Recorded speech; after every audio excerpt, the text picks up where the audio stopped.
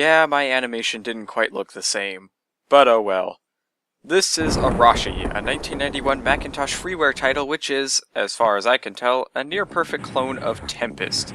Paying homage to its namesake, this game was originally called Storm, but a legal issue arose that I don't really know a whole lot about, so they used the Japanese word for storm, Arashi. Today this would be known as the Babelfish or Google Translate method of avoiding lawsuits. So a legal issue actually ended up making their game sound much cooler. I mean, Storm, Arashi. Yeah, Arashi sounds like some ninjutsu technique or something.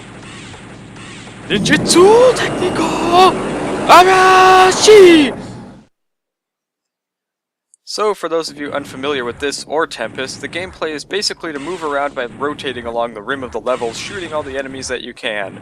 Once all the enemies are either destroyed or crawling around on the rim, you fall towards the next level. You start with 3 lives, but you can go up to a maximum of 6. If you're not already at this maximum, you earn an extra life every 20,000 points. No, I've never been to the maximum of 6. I only know this from reading the manual.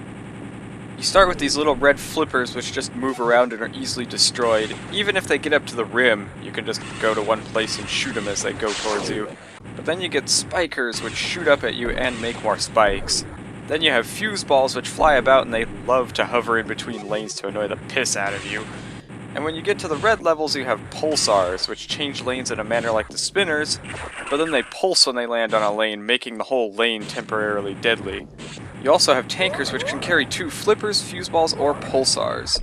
So this is going to be pretty insane, especially since the levels get faster and more dense with enemies. I mean, just look at this. Enemies everywhere. Luckily, you do have a little bit of help in the form of the Super Zapper. The Super Zapper will clear all enemies on the screen once per level and is used with the spacebar. Well, technically you can use it twice, but when you use it the second time, it only destroys 1 enemy.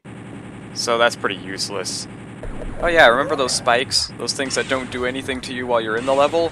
Well, when you exit the level, you slide down towards a pit of spikes. Luckily you could fire to destroy them, but don't pick a lane with a spike that's too long. You don't fire quite as fast as you think you do. Funny thing, Arashi actually came 2 years before the Microsoft Arcade Pack. The Microsoft Arcade Pack is a CD full of games, including a Tempest clone for the PC and Mac. And this came 3 years before Tempest 2000, which was the official Tempest re-release. Tempest 2000 was released for DOS, Macintosh, Saturn, PlayStation, Jaguar, you know, bunches of systems. So the Mac got a Tempest game 2 years before anyone on the PC did. I'm telling you, back in these days, the Mac just rocked. People put down the Mac so much nowadays, but man, I miss the old days. Now, being a computer port, it's not a complete clone of Tempest. For one thing, there's a pause menu, and you can actually save a game for later. You can even start a new game on the latest odd-numbered level you've completed. At least that you've completed in that session. I think this is the only complaint I have against Arashi. If you quit and then launch the game up again, you can only access the first few levels as opposed to whatever levels you've reached before. If you're going for score though, that problem is a non-issue, as the starting bonuses don't give you as much as you would if you fought and clawed your way up to that level. So the score really is a good indicator of how well you've done and the effort you've put in. Unlike some games, you don't get a bunch of lives if you go to a level with a really high starting bonus either. You can only get 1 extra life from those initial points, yet another reason to play from the beginning if you're really good at this game. So if you happen to have a classic Macintosh that supports Color OS 6 or later, load this on. Or you could always emulate it, though if you do emulate it, be warned, this game is rather picky. You have to get the 142 build of Basilisk 2, and then make sure to turn on the more complete ADB mouse emulation option. Otherwise the game just completely freaks out when you move the mouse, and you really can't do much of anything without dying. Speaking of dying, good luck completing all the levels in this game in one go. This game has 16 level shapes and 6 colors, each harder than the last, so each one is like a tier of levels. Blue, red, yellow, cyan, invisible, and green, making a total of 96 levels.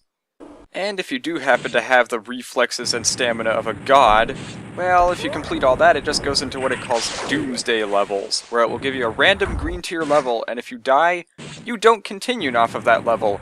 It'll send you to a different one. so you have to get past the level you're sent to in one life. Oh yeah, even though you get sent to a different level if you die, you don't get a new Super Zapper. That's just the kind of thing that Doomsday levels are. Though each time you complete a level, you do get a new Super Zapper, so if you can complete several levels without using them, you can actually accumulate them. Keep in mind, I only know what I've read in the manual. What, did you think I got that far? I've barely gone into the red levels. I've made it up to level 19 without using practice mode or something. This is another one of those games that made me realize how bad I was at games as a kid. I don't think I ever beat the 30,000 top default score, much less whatever my parents got on it. Yeah, my parents actually used to play video games. I know, weird, imagine that. I still need to beat Sonic the Hedgehog. My mom beat it, for Christ's sakes. So, random tangent about parental gaming aside, at least give this game a shot if you've never played this or Tempest. I think it'll at least be something you'll come back to once in a while, try to beat your scores, which conveniently display in the corner, showing just where you are in the rankings and how close you are to beating the next score. If you're lucky enough to play in a competitive household, you can even see whose score it is you're about to beat and call them over so they can watch. In my case nowadays, it's really only me, but it's still a good feeling to see that high score message and know that every point I'm earning is making my highest score even higher. This is Tanara Kuranov signing off and... damn, the name input is only 5 letters. Well, I do have a solution to that, I think. And there we go.